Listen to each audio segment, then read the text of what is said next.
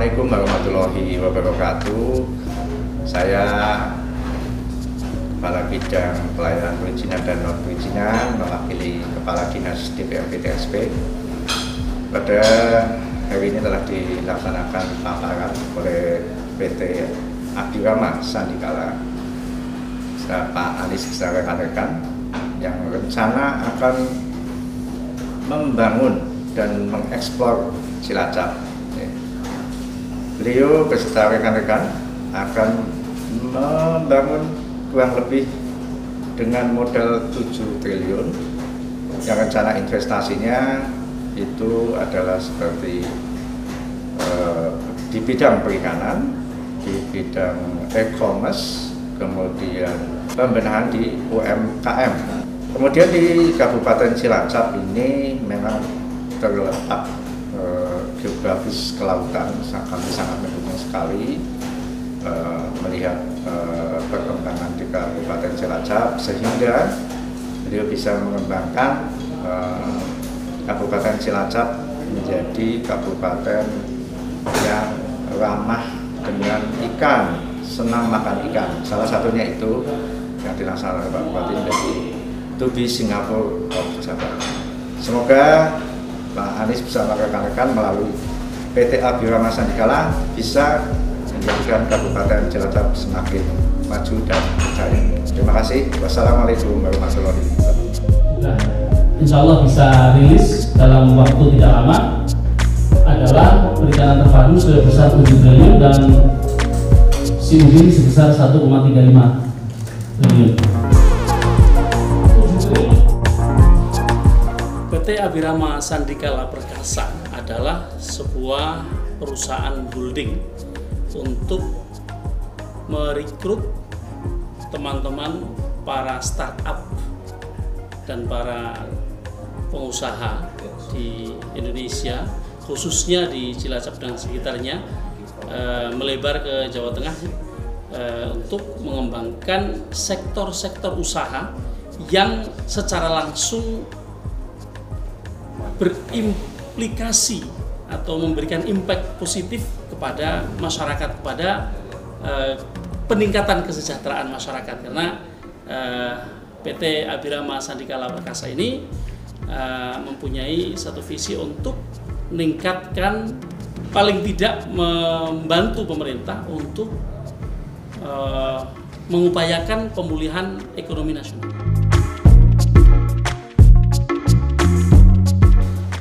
Sebagaimana disampaikan oleh Bapak Presiden Joko Widodo bahwa APBN itu hanya menyumbangkan 15% terhadap PDB. Artinya 85%-nya ada di mana? Ada di swasta. Nah, di situ tempat kita untuk bisa berkiprah bagi masyarakat Indonesia ini. Nah, kita tentu tidak bisa berjalan sendiri. Kita memerlukan pemerintah untuk memberikan dukungan kepada kita,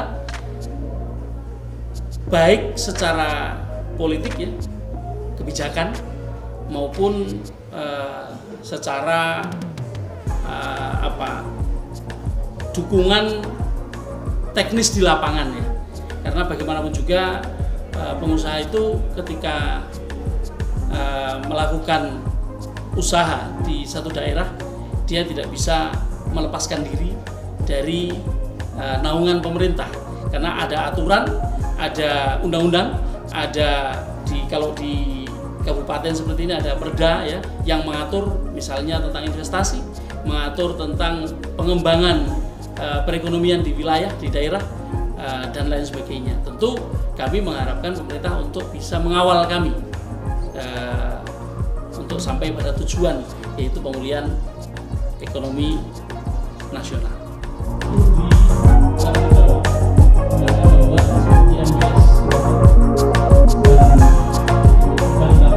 Saya ingin bahwa profesi nelayan itu bukan lagi profesi yang karena keterpaksaan, tapi betul-betul profesi yang bisa dianggap sama dengan profesi yang lain. Yang kedua, kita ingin untuk peningkatan taraf hidup di nelayan bisa lebih sejahtera dengan adanya bisnis perikanan terintegrasi ini. Harapan kami bisa membantu para nelayan kemudian meningkatkan taraf hidup mereka, karena yang kita ketahui bahwa laut kita itu banyak sekali yang dicuri ya oleh asing. Nah, kita kepengen dengan adanya investasi ini kita mampu berdaulat di laut kita sendiri, kemudian bisa ekspor barang kita sendiri. Jadi apa yang kita punya kita nikmati untuk masyarakat, kita nikmati untuk kesejahteraan masyarakat nelayan kita. Jadi mereka ibaratnya tidak hanya menjadi penonton di daerah mereka, tetapi bisa menikmati apa yang memang Allah karuniakan oleh di Indonesia ini sebagai sumber daya alam yang bisa dimanfaatkan oleh para nelayan kita. Dan intinya satu, kita bisa berdaulat di laut kita. Jadi apa yang sesuai dengan Bapak Presiden sampaikan, menjadi poros maritim, ya kita angkat, kita berdaulat di laut kita sendiri. Mungkin itu saja. Yang sudah berhasil kami himpun untuk disatukan di dalam satu proyek Abirama adalah SIUDIN dan perikanan terpadu. Dan nanti untuk SIUDIN, ya, oke, SIUDIN itu singkatan dari Sistem Inkubasi UMKM Indonesia Go Internasional. Jadi suatu sistem di mana para UMKM ini kita tampung untuk siap menjadi virus yang mengekspansi dunia. Jadi harus kita kuatkan, kita dampingi maupun kita lakukan semacam stimulus begitu. Adanya SIUDIN pasti akan menjadikan satu percepatan pemulihan ekonomi nasional. Kemudian UMKM Indonesia dikenal di seluruh dunia, tidak kalah dengan platform-platform dari negara lain seperti Alibaba ataupun Amazon seperti itu, ataupun mungkin kalau di tingkatan lokal ada Topet dan sebagainya.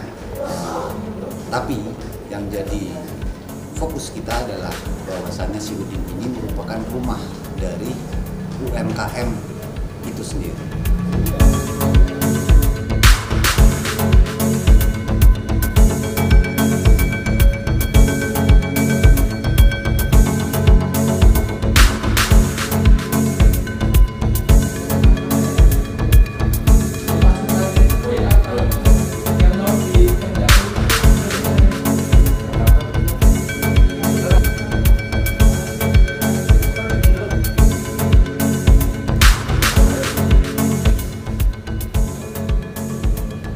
Indonesia